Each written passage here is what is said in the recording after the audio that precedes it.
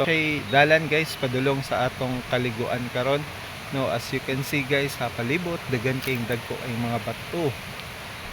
Ang tawad diri guys akong kilid puros mga dagko ay batos. So padulong ta diri guys, pero diri pagod dapit sa unahan guys na ay dagko kayong mga bato guys nang tawag. Purag sa una ni siyang panahon katong sa Noah's Ark goro no, na abot diri ang mga dagko ay bato kay kung lantawon nimo guys matngala ka ngalong naabot diri ang ingani ka dagko nga bato diri sa bukid. So, lantawa guys dako go kayo siya, mga pila guro ni siya ka feet ni nga bato no.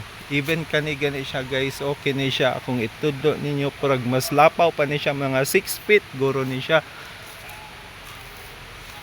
So naatad guys, so naapas kilid guys, so na po ilaing dako nga bato. So along the way no, naapod sa unahan dito, so dago go kay siya mga bato.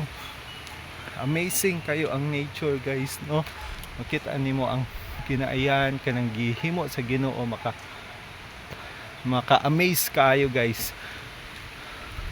So no, along the way no, napagod diri sa kilid dagko ay mga bato. Wow, tsada kayong palibot, pag makaingon gug ka ba unsa ka maayo ug unsa ka amazing ang Ginoo tungod ining iyang nature sa iyang mga gipang buhat nga purag walay makatupong sa iyang pagkamaayo. So maora to guys, dire taman at na sunod na tong video. Thank you guys.